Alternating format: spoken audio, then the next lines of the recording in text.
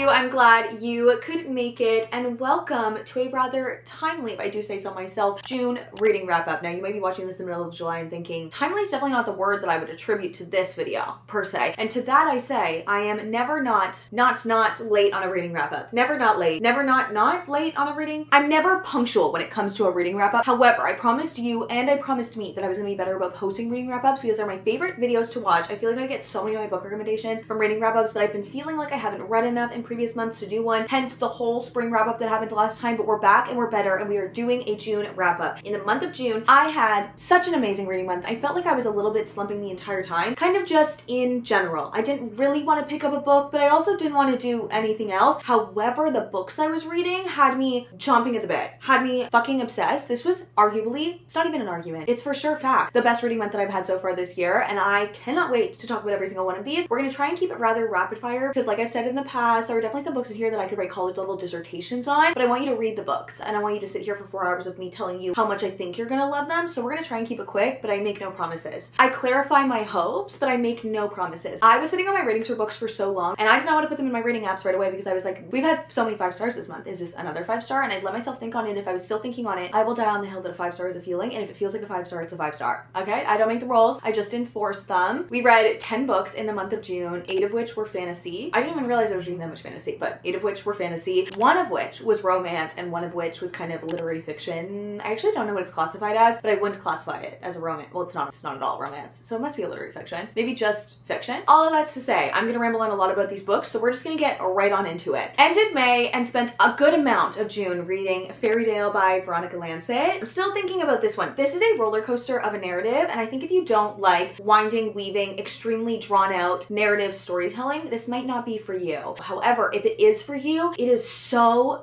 for you. It'll be a book that you just cannot forget. It will live under one of the flaps in your brain, and it will draw thoughts forward at very random times throughout the day, and you will not be able to let it go. And because of that, I will say I think everyone should at least try, because if it's for you, if it hits for you, life changed. Literally life changing. I had a feeling going into this that I was really going to love it, and I liked all of this, but the ending of this, I couldn't have anticipated it was going to go where it was going to go. There was no world that you could guess that. But I do think a lot of people who don't resonate with this book, whatever ending they got it, this winding narrative, extremely drawn out, confusing story would be good enough. Because I feel like this couldn't have been crazier. It couldn't have been crazier. It doesn't do what you think it's going to do, and I will just leave it at that. This is so hard to put into words to describe what it is about. Gothic, witchy, romantic, fantasy situation is the best way to explain it, but we're following Darcy. And Darcy was orphaned when she was really young. Her mom passed away, and she grew up under the care of 2 nuns, and those 2 nuns sent her to school to become a teacher, and she's now working as a teacher. But right in the very beginning, she gets this letter that tells her that her father has passed away, and if she comes to the funeral in Fairydale, which Fairydale rhymes with fairy tale, how bad could it really be? What could go wrong, right? I can't believe that was at the beginning of this book and not like 15 years ago.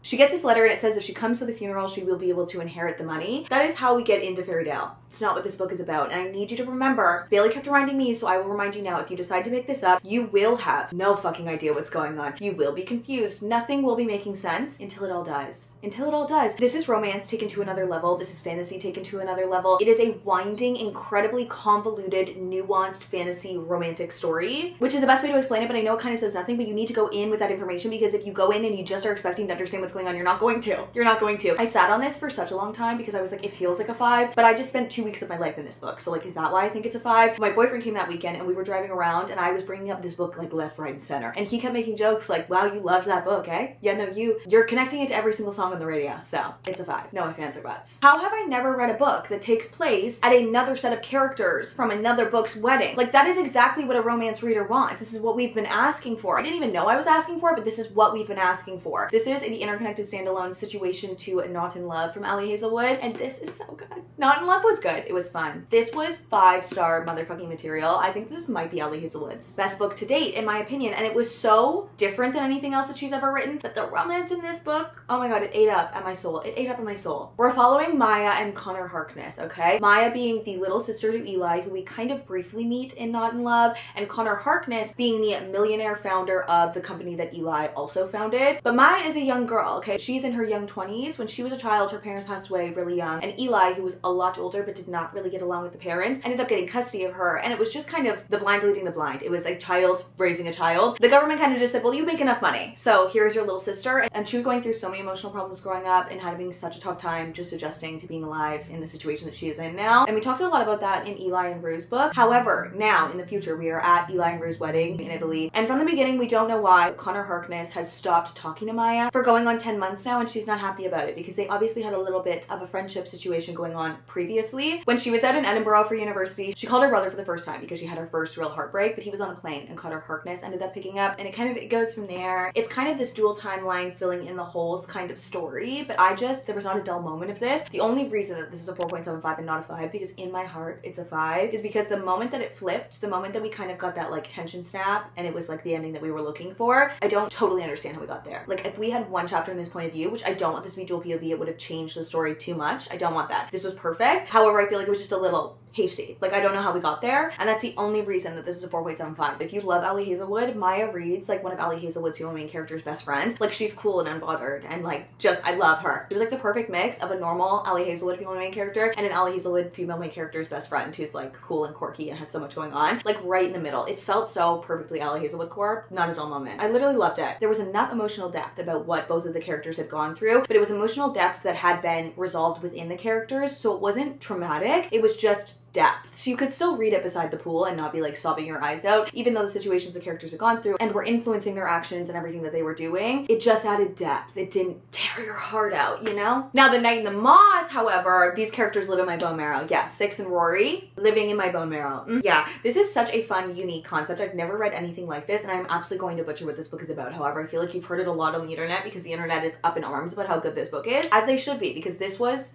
a journey. Our female main character, how many are there? Is she even 6?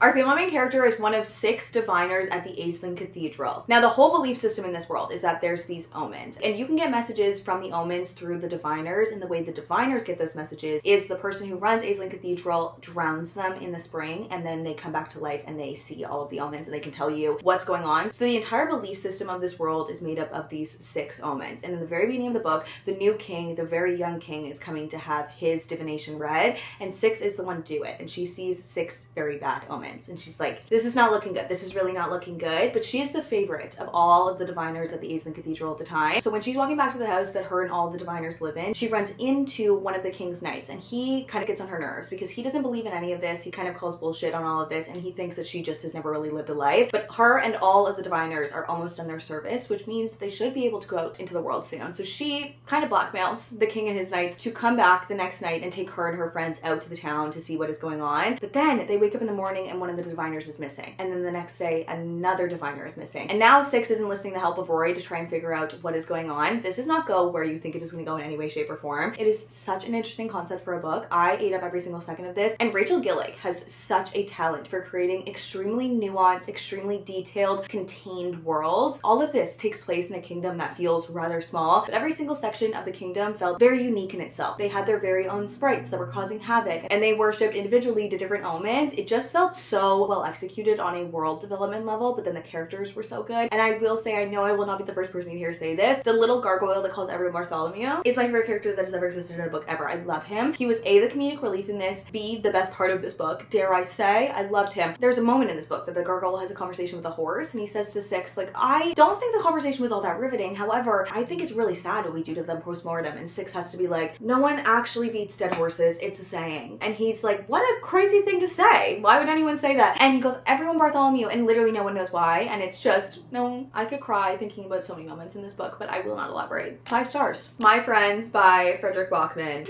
No, I'm a changed person having read this book. Do you want to see the annotations in here? Every single page. I have now since gone to the bookstore and I have gotten the first book in Beartown and I have gotten Anxious People because I think I need to read every single book that this person's ever written, because you only get this kind of storytelling and this execution of a book when you have an author who is incredibly talented at storytelling and an incredibly talented, beautiful writer, combined with a very unique outlook at the world and a very unique set of things that they see in people in real life. And when you put those two things together, you get something as beautiful as this book. This is no ifs, ands, or buts a 6-star, one of my favorite reads of the entire year, without a doubt my favorite read from the month, and I read so many good books this month. This changed me on a molecular level. I think about quotes in this book like offhandedly all of the time. Like I will literally be calling my tattoo artist up and saying, hey babe, so what do you think about tattooing a 500-page book on me? How do we do that? How do we go about doing that? Because I need this entire story tattooed on my body. I feel changed. It was one of the most heart-shattering stories that I've ever read that had this underlying message of hope within it that I don't think I can explain if you've never read it.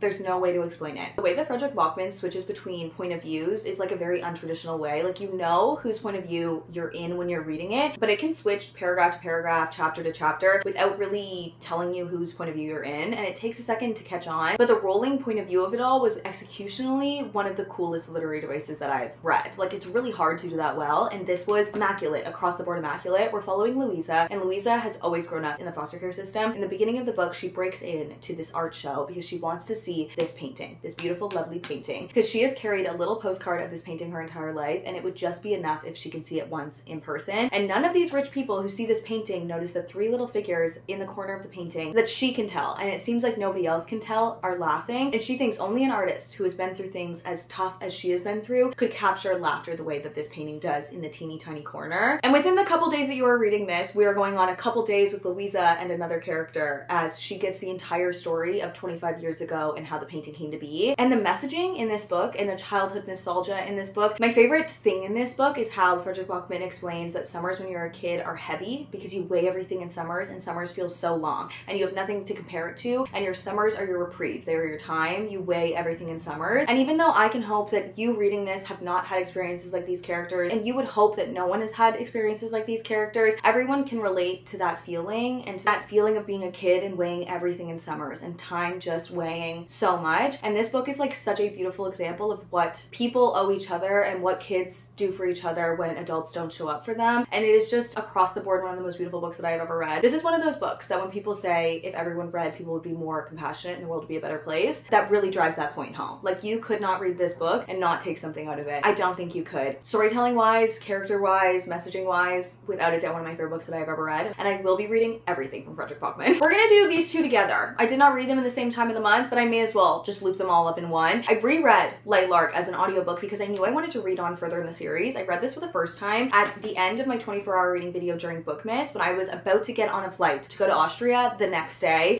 Needless to say, I had no brain cells going on, and I feel like I liked it, but I didn't really remember anything about it. And I knew going into the rest of the series that I was gonna want to know what was going on, so I decided to re-listen to it on audio. And the ending of this book shocked me the second time around. I guess the first time around when I read it, it was good. Like I remember being shocked at the ending, but I didn't remember anything about it. But listening to the shocking end of this book changed my mind. I immediately went in to listen to Nightbane as an audiobook, and I am now currently listening to Skyshade. I love finding a series that I love the audiobooks for, and I can just like kind of roll in whenever I get in the car and listen to them. But both of these books, when I was like an hour and a half left of the audiobook, I was sitting on my bed just like listening to it and flipping through the pages till I knew what was gonna happen. I liked this the first time around. I love this world the second time around. I've heard so many contradicting things about this, and I feel like when I read it the first time, because I was not in like the most perfect place to read a fantasy and like kind of like just take any knowledge in, to be honest. My brain was kind of like a locked wall. There was not a lot getting through it, you know what I mean? But being the second time around, I loved this world. I thought it was so magical. It was so unique. These characters aren't characters that live with me in any way, shape, or form. Like they're very well written. I enjoy them, but I also like kind of I don't know how to feel. This is like one of the only times that I've read a love triangle where I'm like, I feel like I'll have a feeling after Skyshade. However, like I feel like I really don't have a feeling at this point in the book. Maybe because I listened to it on audio, it had like a lot more emotion in it. Back to what I was saying. I don't feel like overly strongly about the characters in this book. Like I don't think about the characters all that often. However, this is one of the most fun, whimsical worlds that I have read in a YA series ever. Like I love listening to these. I like these so much more than I was anticipating I was going to. I thought I would really like Lightlark and then nothing further on. I didn't think that. I was hoping I wouldn't, but I was nervous that's what was going to happen. But the entire concept of Lightlark is that there's the island of Lightlark, and there's been a curse cast on the island of Lightlark itself and all of its people. So all of the rulers from all of the realms only get to go to Lightlark once every 100 years to try and break the curses, and that's kind of where Lightlark starts. And we are following Isla, the leader of the wildling people. So where people can literally grow plants out of the ground. We have skyling people who can control wind. Just everything about this, it's very cut and dry and easy to understand, but she did a beautiful job making it incredibly whimsical. And I will be reading on in the series. I think I ended up giving Lightlark a 4 the first first time around. I would maybe give it a 4.25 now, and I think Nightbane is like a 4.25, 4.5.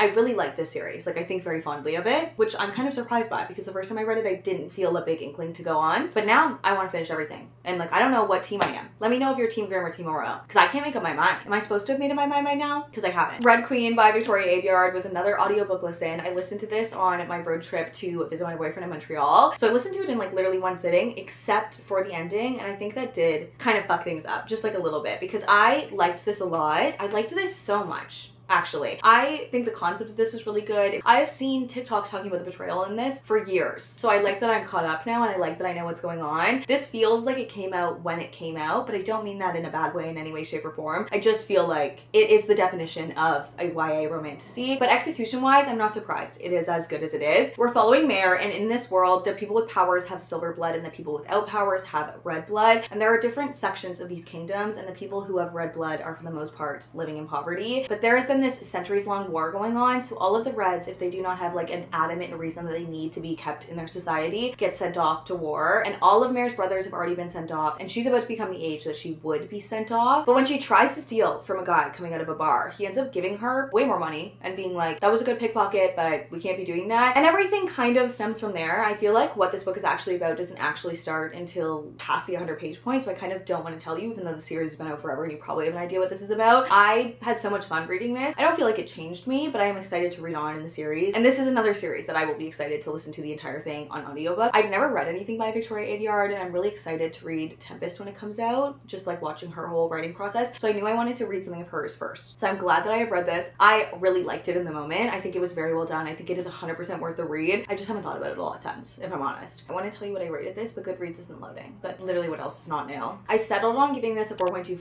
but I do think if I read it in the era that it had come out, it could have been a 5.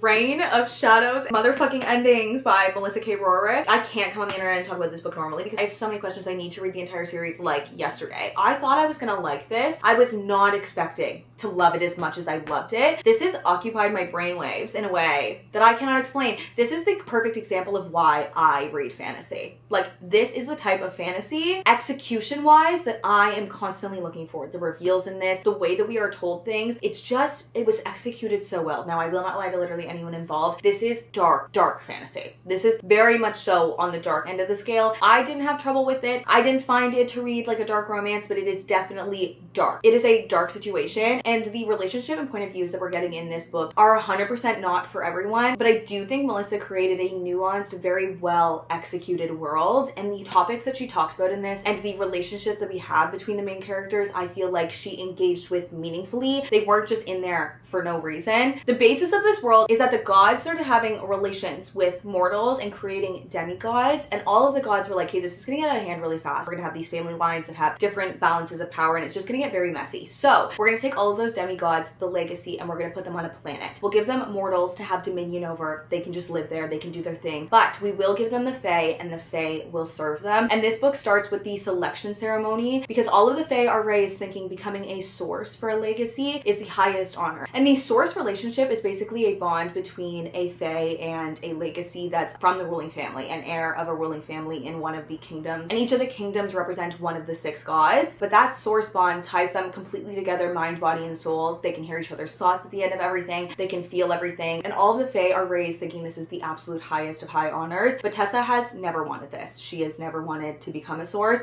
So she's always flown under the radar to not be picked, but she ends up getting picked by Theon, who is from the deepest, darkest, scariest, most estranged of the kingdoms. And she is rejecting this bond with every single fiber of her being. This world is fucked up. The concept that all of the Faes have to serve the legacy and nobody in this world sees something wrong with that is incredibly fucked up. Discussing how fucked up that system is kind of the basis. This is definitely on the darker side, but the reveals and the development of the magic in this world and the things that we learn throughout this world, I was on the edge of my seat. Like, there was quite literally crack in this book. There is no other way to explain it. And whatever fucking crack was in there, I was smoking it. So if you you like a dark, twisty, nuanced, well-paced fantasy world, this series is for you. No ifs, ands, or buts about it. This was a 5 motherfucking star read. I cannot stop thinking about it, and I cannot wait to read the second book of this series. Blood and Steel, the first book in the Legends of Thesmar series, I felt very conflicted about. I liked this. I did. I ended up settling on giving this a 4. I liked this as a book. I really liked this knowing that it is a first book in a series, because a lot about this felt a lot like the first book in a series. Pretty much every single thing that happened like in the first 75% needed to happen for it to ever become a series, if that makes sense. I liked it. I didn't love it by any way, shape, or form. However, I feel like I could love the series moving forward, and I liked the characters. I had fun reading it. There's been this prophecy in the mid-realms that any woman who wields a blade, who wields steel, is going to bring about the end of the world. And where the mid-realms, this world, is placed, there is a veil. We don't really know what's behind there, but there is a veil, and there are creatures getting out of there, and that veil cannot come down. So Thesmar, which is basically like the area and the school and the training facility of their army, does not have any women wielding blades. That has been a rule for the longest of long times, and a woman wielding a blade is like the highest form of treason. Thea and her sister were both surrendered to Thesmar and donated to Thesmar essentially by their parents. It's unclear totally how they ended up there. However, their whole lives they have been children raised by Thesmar, and they are both working as alchemists, making potions, making tonics, the whole 9 yards, and her sister is really good at that and has always wanted to do that. Thea, on the other hand, has always dreamed of wielding a blade, and pretty early on in the book she ends up meeting a war sword, which is the highest of high in their army. They are gifted the magic of the kings and queens in this world. They are the only other people in this world that have magic who aren't royalty, and they immediately have like a bantering situation going on. It was a very fun fantasy romantic read. I will read on the series. I like that this is kind of like a bigger world, and that there's series that interconnect to this world and to this original series, and it'll be a lot going forward. I had a lot of fun with it. I just feel like every single thing until the end. The end did really get me. That was a really good twist at the end. Not even a twist, but just like a reveal. The ending was very good. However, a lot of this book, like, she needed to petition to be able to hold a sword and to be able to train, or like the entire concept of this book. Like if her whole mission is to be part of the army, the book would have never been written. You know what I mean? Also, that's not a spoiler. That's like what it says on the back of the book. This is How You Lose the Time War by Amal El-Motar and Max Gladstone. This was our June book club pick for Pride Month. We knew we wanted to do an LGBTQ book, and this was the book that won for the month of June.